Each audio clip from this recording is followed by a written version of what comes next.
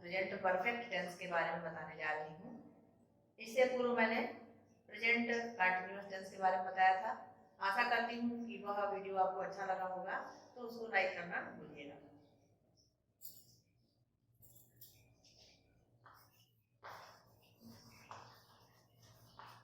Present perfect tense, present perfect tense जैसा कि इस शब्द से ही प्रदर्शित होता है, परफेक्ट यानी पूर्णता का बोध हो रहा है कि अभी अभी कार्य पूर्ण हुआ है।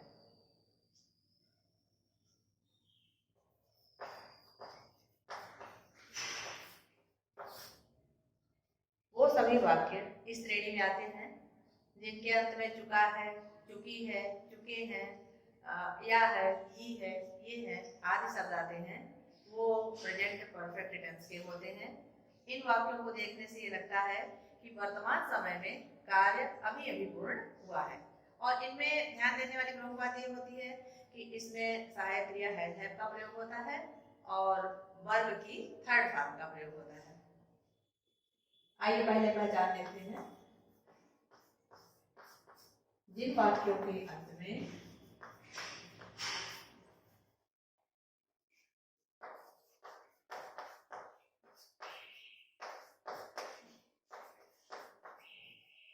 चुका है,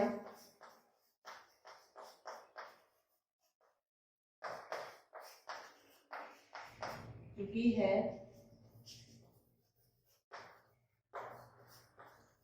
चुके हैं, लिया है, दिया है, किया है, ये है,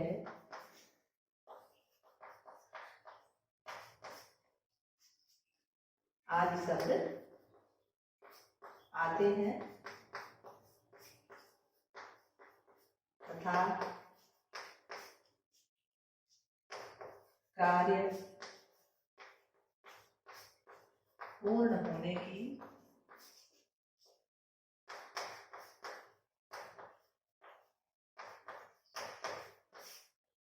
जानकारी होती है। वो वाक्य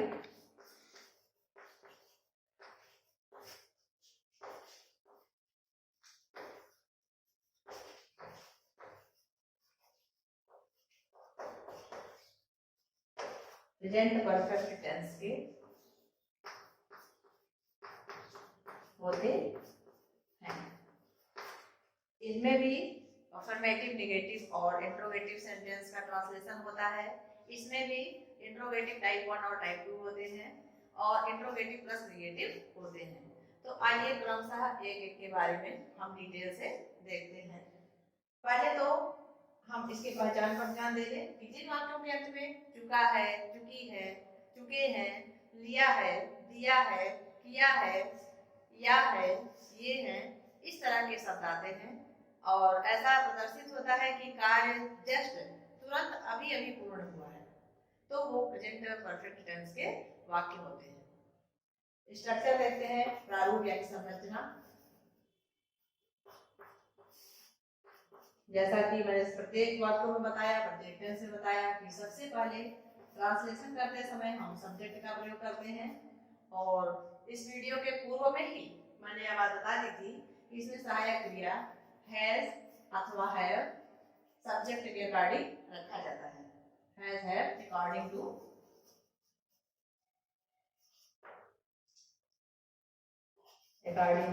subject. Third form of the verb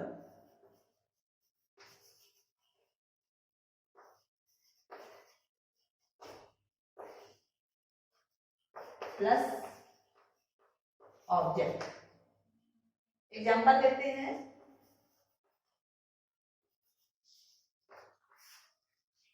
वह अपना कार्य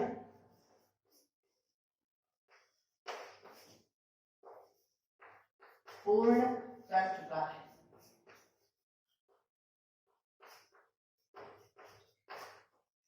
या समाप्त कर चुका है, तो वह यहाँ पर सब्जेक्ट हुआ, कर चुका है। तो लास्ट में वाक्य के चुका है, इससे प्रदर्शित होता है कि यह वाक्य प्रेजेंट परफेक्ट टेंस का है। तो आइए इसका ट्रांसलेशन करते हैं। सबसे पहले हम स्ट्रक्चर पर ध्यान देते हैं कि सबसे पहले हम सब्जेक्ट यानी वह की इंग्लिश लिखेंगे ही चूंकि सिंगुलर सब्जेक्ट है तो यहाँ पर हैज आ जाएगा। ही हैज पूर्ण कर चुका है, completed. Third form of the verb आएगा कंप्लीटेड। ही के साथ हिज का प्रयोग होता है, his work, he has completed his work. Sita गीत गा चुकी है, सीता गीत गा चुकी है, Sita has sing sang sung। Third form आएगा Sita has sung a song.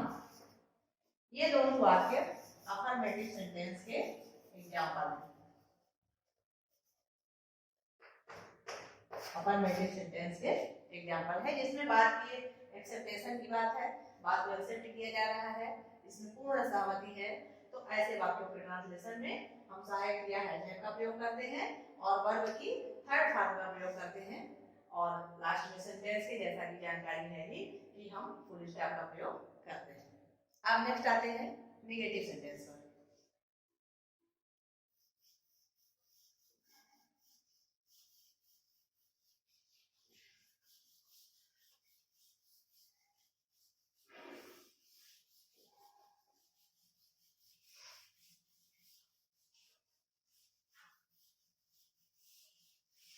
Negative sentence जिसमें नकारात्मकता का बोध हो, बात को स्वीकृति न दी जाए।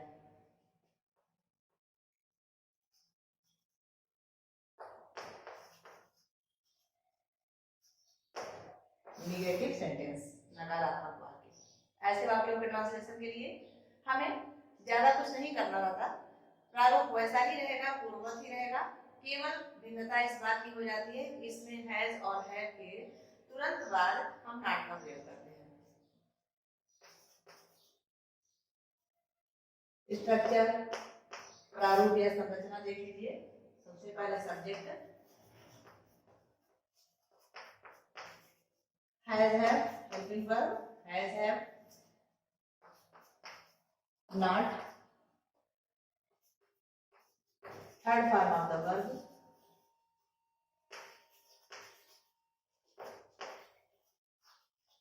Plus object and at last full stop. ठीक है, अब देखते हैं, एग्जाम्पल लेते हैं।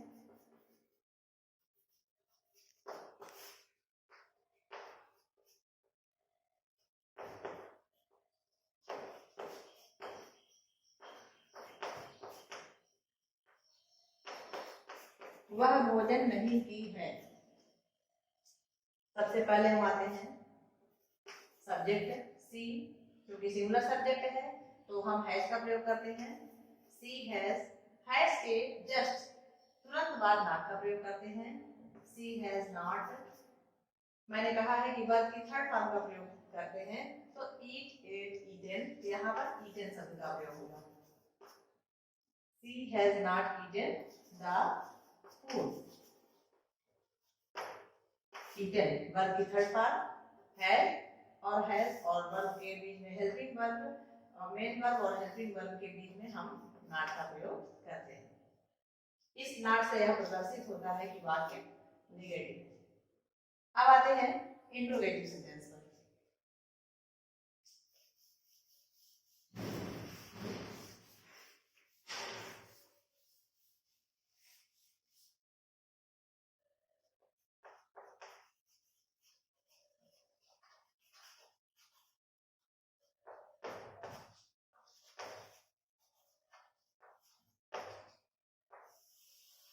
प्रश्न सूचक वाक्य टाइप 1 एंड टाइप 2। टाइप 1 में जैसा कि पहले भी बताया जा चुका है कि प्रश्न सूचक शब्द वाक्य के प्रारंभ में आते हैं, और टाइप 2 में प्रश्न सूचक शब्द वाक्य के बीच में आते हैं। कभी कभी बच्चों ऐसा भी होता है कि प्रश्नसूचक शब्द होने के साथ साथ वह नकारात्मक वाक्यों से भी भरपूर होता है, यानी इंट्रोगेटिव के साथ साथ वह निगेटिव भी होता है। तो इंट्रोगेटिव प्लस निगेटिव दोनों का समावेश हो तो उनका ट्रांसलेशन कैसे करते हैं, और ओनली इंट्रोगेटिव है तो उनका कैसे करते हैं, थोड़ा सा ध्यान देने की बात है। टाइप 1 स्ट्रक्चर देखिए।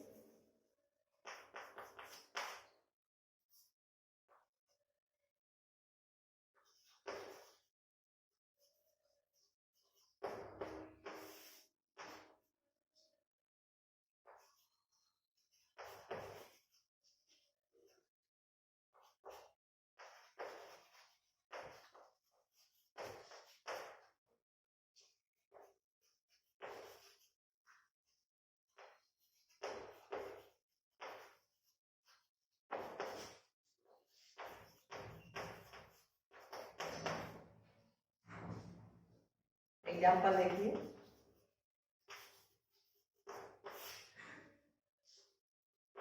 क्या वह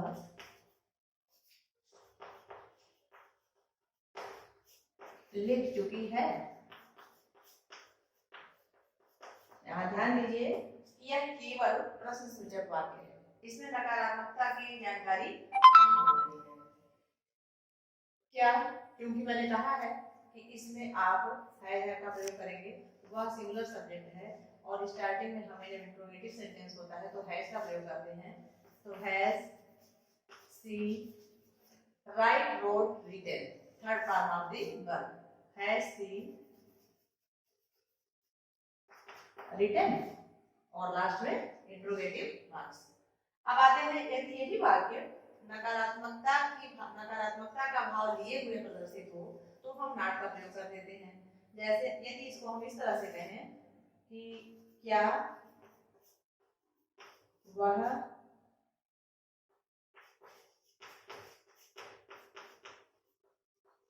नहीं लिख चुकी है, तो यहाँ पर हैड सी नॉट रिटन, यहाँ पर सब्जेक्ट के तुरंत बाद नॉट का प्रयोग करते हैं। इसके स्ट्रक्चर को भी हम एक बार देख लेते हैं, यानी सबसे पहले सब्जेक्ट नहीं हैज हैव यहाँ पर डाल देते हैं structure, has have plus subject plus not plus third form of the verb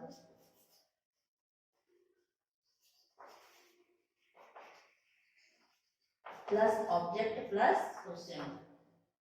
यानी इसमें थोड़ी सी भिन्नता है, पहले वाले स्ट्रक्चर को देखिए क्योंकि यह plain to only interrogative sentence है, और जो नेक्स्ट है इसमें इंट्रोगेटिव प्लस निगेटिव सेंटेंस है, तो यहाँ पर नॉट का प्रयोग करते हैं। आपको बस नॉट ये ध्यान रखना है कि इंट्रोगेटिव सेंटेंस यदि है तो उसमें आपको सब्जेक्ट के बाद नॉट का प्रयोग करना है। अब आते हैं टाइप 2 पर।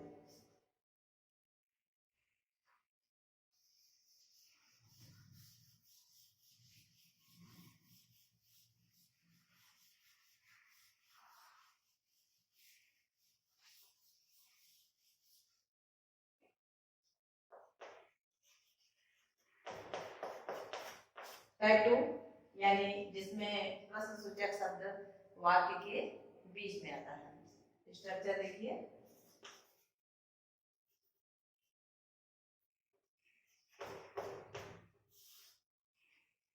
Question word,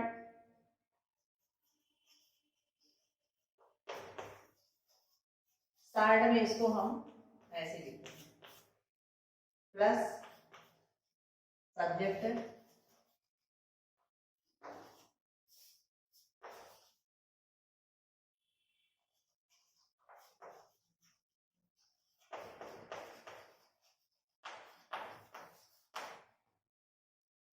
plus third form of the verb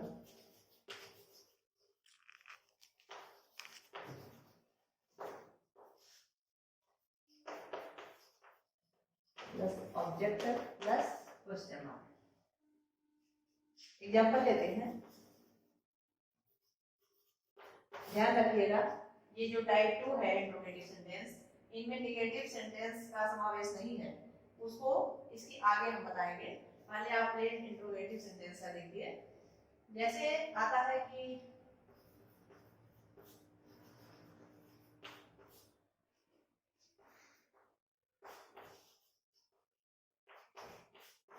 वह क्या पढ़ चुकी है, प्रश्न सूचक शब्द वाक्य के बीच में आया, तो आप यहाँ पर लिखेंगे क्या इंग्लिश होती है, what has she read read read, what has she read. दूसरा एग्जांपल लेते हैं, क्या वे जा चुके हैं, नहीं, इसमें वाक्य के बीच में जो किया आना है, वे क्या खा चुके हैं,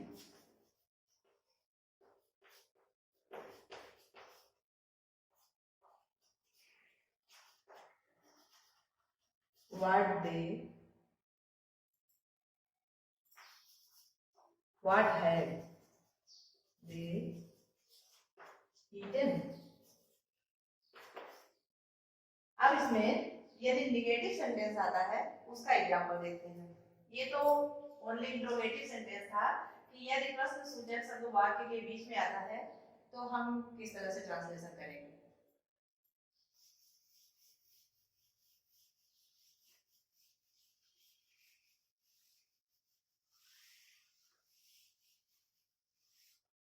इसमें सबसे पहले question word plus has have,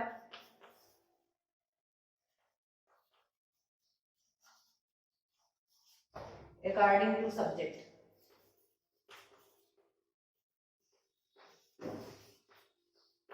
plus subject plus not plus object, नहीं third form of the verb,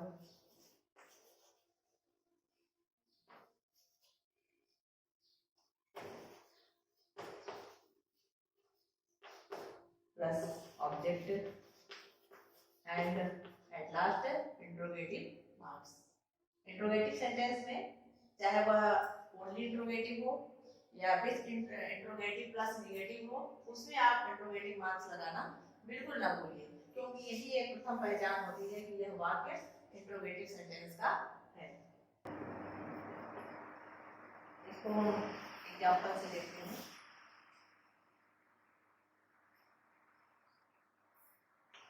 तुमने मेरा छाता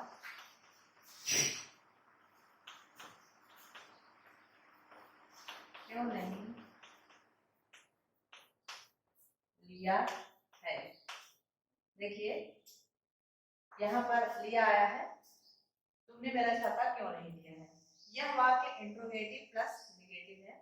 इसका हम ट्रांसलेशन इस प्रकार से करते हैं, क्योंकि क्वेश्चन वर्ड बीच में आया है तो सबसे पहले इसकी इंग्लिश बनाएंगे। Why have you not taken, verb की third form, Why have you not taken my umbrella।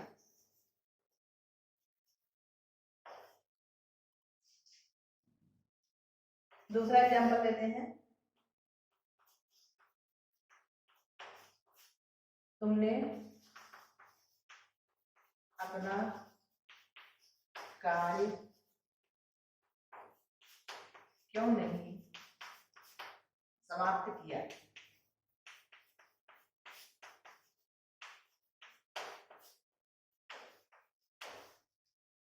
तुमने अपना कार्य क्यों नहीं समाप्त किया है। सबसे पहले क्वेश्चन वर्ड यानी प्रश्न सूचक शब्द why,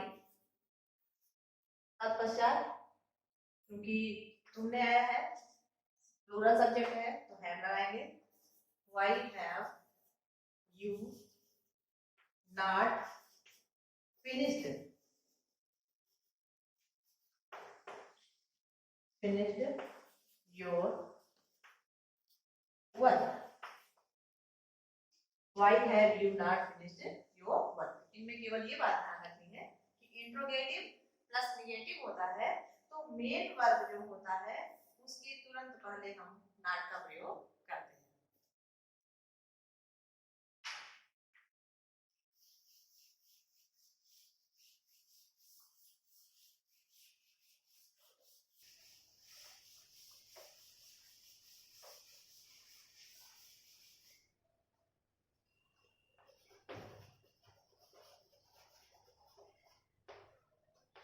singular subject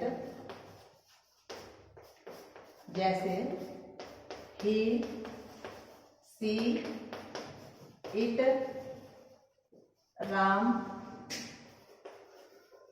Sita, God आदि जैसे शब्द हो तो इनके साथ हैज का प्रयोग होता है.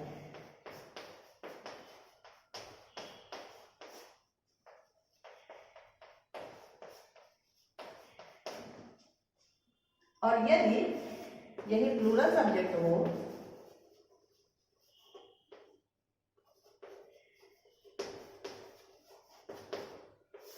यानी उनकी संख्या एक से अधिक हो, जैसे I, you, we, they, people,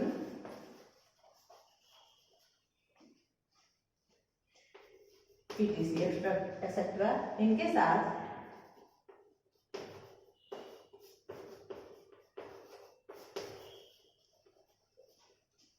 have का प्रयोग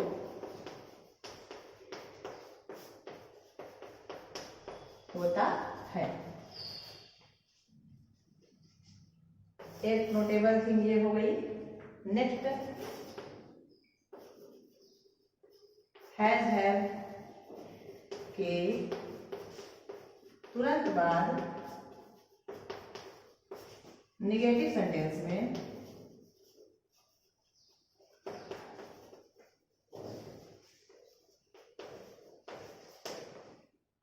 नॉट का प्रयोग करते हैं.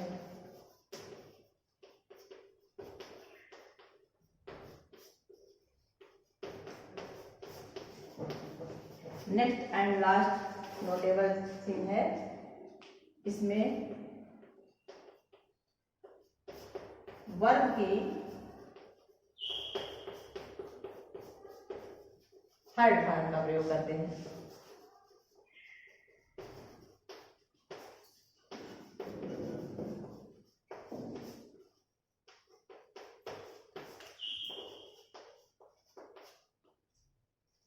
तो बच्चों मुझे ऐसा लगता है कि आज का यह वीडियो आपको ज़रूर अच्छा लगा होगा. तो चैनल को सब्सक्राइब करना और लाइक करना ना भूलिएगा. इसको ध्यान से देखिएगा. A lot of thanks for watching.